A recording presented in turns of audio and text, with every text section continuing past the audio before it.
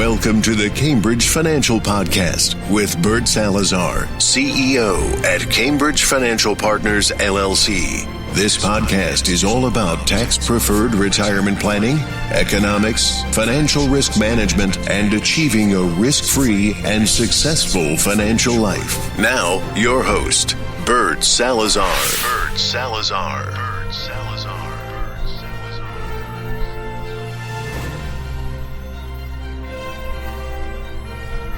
Hey, good day once again, everyone.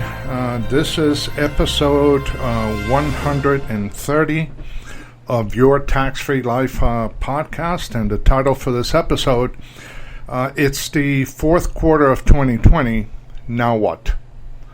The title, once again, it's the fourth quarter of 2020, Now What? And you know, they say that the definition of insanity is to continue to do the same things over and over again, while expecting a different result. And this is something that I see more often than not, and I would hate to see these things on an often basis, but I see it just about every single day, where people are just, from a financial standpoint, and many times from a personal standpoint, they're just marking time. And they're marking time without doing anything and taking any proactive approach, both in their personal lives and also their financial lives. Now, because of the fact that I'm not a psychiatrist, I'm going to set aside the personal life, but I will dedicate a little bit of time to your financial life and the things that each and every one of you should be looking at in the fourth quarter of 2020 in order to figure out, obviously, how to close the year from a personal and business standpoint, but most important, how to prepare for 2021.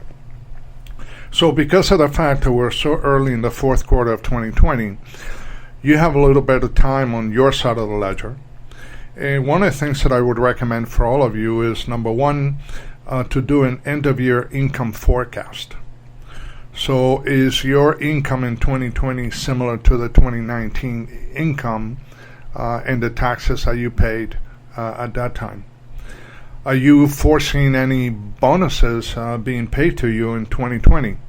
And usually bonuses are going to be paid toward the end of December, and they will be included in your 2020 taxes when you get your W-2s from your employer in 2021. And have you been taking RMDs, or required minimum distributions, all along? So if you're already age 70 and a half, or you're 72 this year in 2020, you know how you started taking RMDs. And that's gonna be very important, because there's a big difference in 2020 for RMDs that were not here in 2019. So number one would be to do an end-of-year income forecast, and just to make sure that you're not making so much more money than compared to what you did in 2019, because that's going to bring you to other areas of concern that you need to pay attention to. Point number two is to, as well as doing an end-of-year income forecast, also you should be doing an end-of-year tax liability forecast. Will your taxes be increasing, decreasing, or remaining the same for 2020? And that's important to know. And you need to know that information before you get to the end of the year. Another point is, how close are you to the next marginal tax rate?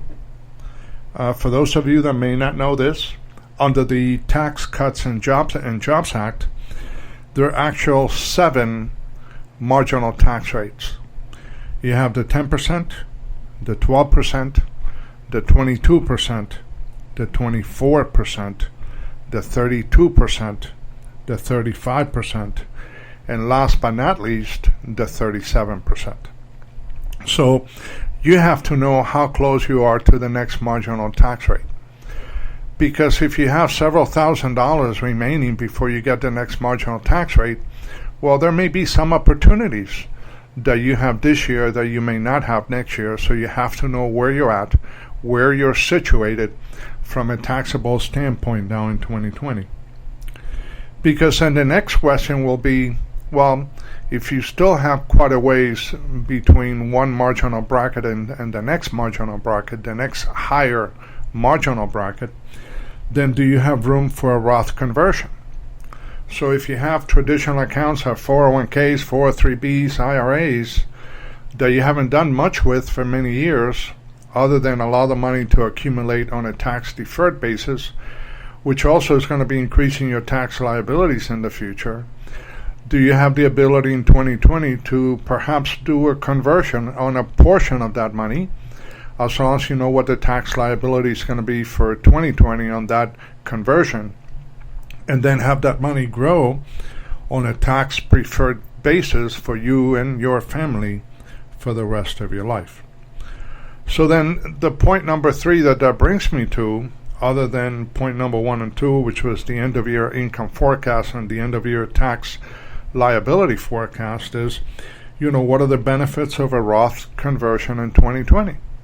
Well, there are many, but I'm only going to be talking about a couple of them that I think are going to be very critical for you. Now, for those of you that may not know this, and this is primarily because of COVID-19 and the coronavirus pandemic that we're going through now, the CARES Act was signed into law in March of 2020.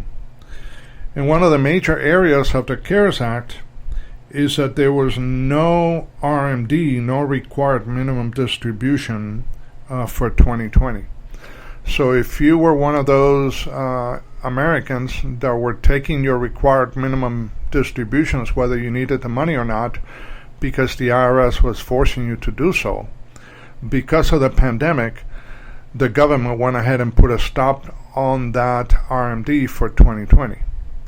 Now, if you're going to do a Roth conversion, you cannot use a required minimum distribution to do a Roth conversion, because the IRS wants to get their tax. So you have to do the Roth conversion after you've taken your RMDs. So you have to be very careful, because it's going to be impacting taxes both on the RMD and also on the Roth conversion. But because of the fact that for 2020 only, and for this year only, now we have no idea what's going to happen in 2021 from a coronavirus perspective, but as of this time now on October 5th of 2020, there's only one RMD forgiveness, which would be for this year. So therefore, if you now have the ability and you don't worry too much about paying the additional tax, then it may be a great opportunity for you to, since you don't have to do an RMD for 2020, then go ahead and do a Roth conversion, as long as it makes financial sense for you and your family. Now, a lot of things have to be taken into consideration as to determine the viability of a Roth conversion in 2020. One, where do you think taxes are going to be in the future? 2, where do you think your personal income taxes are going to be in the future? 3, are you benefiting from any type of pension plan, whether it's a private or public pension system? 4, are you going to have to pay taxes on your Social Security benefits at retirement when you start taking these Social Security benefits at some point in time in the future? Some of you may already be taking that. And is it going to be suitable for you? Now, what I like to think is that the longer you're going to allow the money to grow tax-free in a Roth account, then the more sense it makes, because if you live long enough, a lot of stuff is going to happen to you and your family, and one of them is going to be an increase in tax liabilities because of the financial mess that this country is finding itself in. So those are things that you need to consider, and because of the fact that you don't have to do an RMD in 2020 due to the signing of the CARES Act by the Trump administration in March of 2020, then that gives you a tremendous opportunity for you to do a Roth conversion without having to worry about an added tax liability. So that's something to consider. Now, all of these things you need to take into consideration, and you need to do so between now and the end of the year. The challenge is that the vast majority of you are not going to do anything about it. Number one, you're probably lazy and you really don't care about what your taxes are going to look like in the future until you get there. And once you get there, you're going to wish that you would have done some of the things that I'm recommending today, because now you're going to have no other choice but to pay the taxes on just about every asset that you're going to use from a retirement standpoint. And the second thing is that most of you don't know how to do it. So if you don't know how to do it, then you better go and talk to your tax professional. Now, many of them are not going to be able to help you because they don't have the ability to do a tax plan for you, because most tax professionals are tax practitioners. So they're only looking in the rearview mirror. They're only doing for you, whatever you did in the previous year and right before you file your taxes, and they're just going to make sure that your taxes are well done, that you're not going to pay any more than what you should have paid, and that's about it. But they're not going to do any future outlook on tax liability, and they're definitely not going to do a tax plan for you. So what are the benefits? And this is the last point number 4. What are the benefits of a tax plan in the fourth quarter of 2020? Well, there are many of them. There are just too many to actually discuss in this short podcast. But one right off the bat that I can tell you is it will save you from yourself, because many of you have no clue how taxes work. Most of you have no idea how taxes are going to work in retirement, and that's why you continue to sit around doing absolutely nothing. Always remember, you don't want to let good enough be good enough. In other words, never allow good enough to be good enough for you, your family, and your business. The other benefit of a tax plan is it allows you to forecast the future so you can control it today. See, it's like having the ability, having a crystal ball in which you know what's going to happen at the end of the year. You know what's going to happen in 2021, 22, 23, 24, and 25, and be able to control it to your benefit without having to have that enormous tax liability that all of you are going to be having in the next few years. It also allows you, and this would be point number 3, it allows you to determine whether to take capital gains and or losses at the end of the year or not.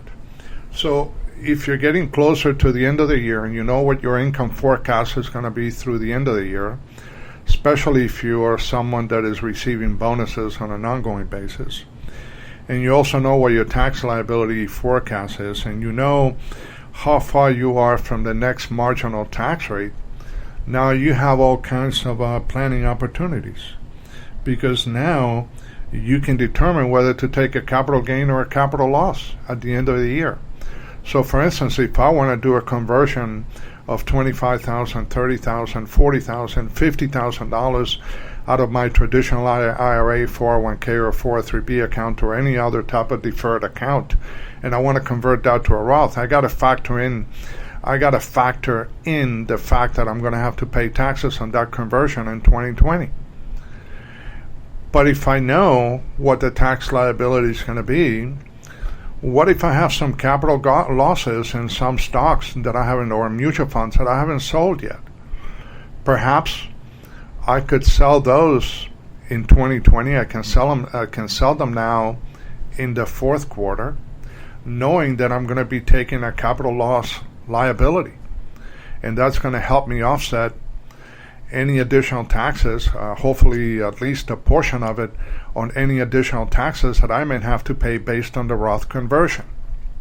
And if you do it the right way, then you can push your tax bracket up to that very edge before you get into the next marginal tax rate, and that would give you a tremendous opportunity.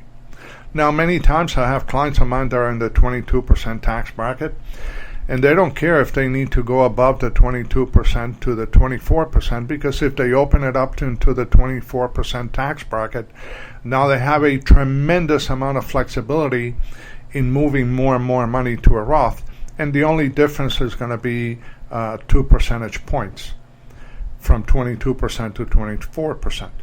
Now, if you have to go from the 12% to the 22%, That's a big jump. So that's one that you're going to want to try to avoid. Or if you're going to go from the 24% to the 32%, that would be another major jump.